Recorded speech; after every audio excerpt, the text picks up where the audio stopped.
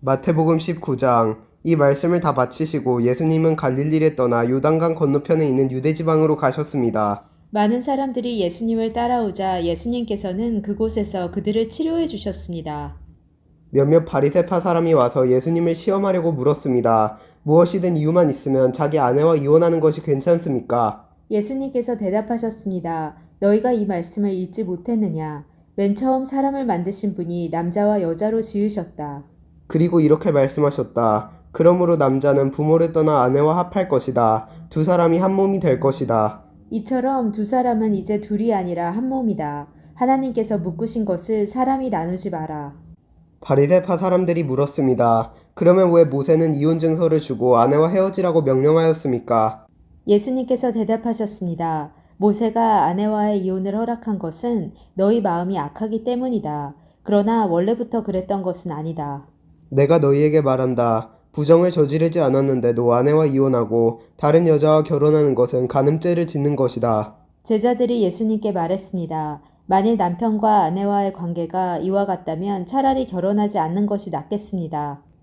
예수님께서 대답하셨습니다. 모든 사람이 이 말을 받아들일 수는 없다. 오직 하나님께서 허락하신 사람들만 그렇게 할 수 있다. 어머니 배에서 나올 때부터 고자로 태어난 사람이 있고 다른 사람에 의하여 고자가 된 사람도 있고 하늘나라를 위해 스스로 고자가 된 사람도 있다. 이 말을 받아들일 수 있는 사람은 받으라. 그때 사람들이 자기의 자녀들을 데리고 와서 예수님께서 손을 얹고 기도해 주시기를 바랐습니다. 그러자 제자들이 이들을 꾸짖었습니다. 예수님께서 말씀하셨습니다. 어린아이들이 내게 오는 것을 막지 마라. 하늘나라는 이런 어린아이와 같은 사람들의 것이다. 예수님께서 어린아이들에게 손을 얹어 기도해 주시고 그곳을 떠나셨습니다. 어떤 사람이 예수님께 와서 물었습니다. 선생님, 영원한 생명을 얻으려면 어떤 선한 일을 해야 합니까? 예수님께서 대답하셨습니다. 왜 선한 것에 대하여 내게 묻느냐? 선하신 분은 오직 한 분뿐이다. 영원한 생명을 얻고 싶다면 계명을 지켜라. 그 사람이 물었습니다. 어떤 계명을 지켜야 합니까? 예수님께서 대답하셨습니다. 살인하지 마라, 간음하지 마라, 도둑질하지 마라, 거짓 증언하지 마라. 네 부모를 공경하여라. 네 이웃을 네 자신처럼 사랑하여라. 그 청년이 말했습니다. 이 모든 것을 지금까지 다 지켜왔습니다. 그 밖에 제게 부족한 것이 무엇입니까?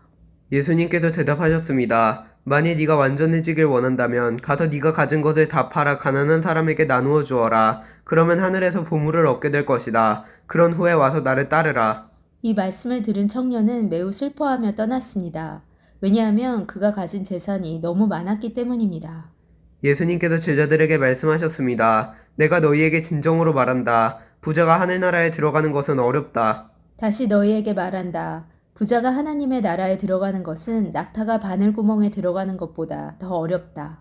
제자들이 이 말씀을 듣고 매우 놀라서 물었습니다. 그러면 누가 구원을 받을 수 있습니까? 예수님께서 그들을 보시며 말씀하셨습니다.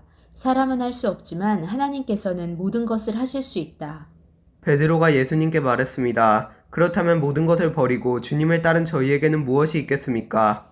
예수님께서 그들에게 말씀하셨습니다. 내가 너희에게 진정으로 말한다. 나를 따라오는 너희들은 인자가 영광의 보좌에 앉는 새 시대에 12보좌에 앉아 이스라엘 12부족을 심판하게 될 것이다. 나를 위하여 집, 형제와 자매, 부모와 자식, 그리고 밭을 버리는 사람은 몇 배로 보상을 받을 것이며 영원한 생명을 얻을 것이다.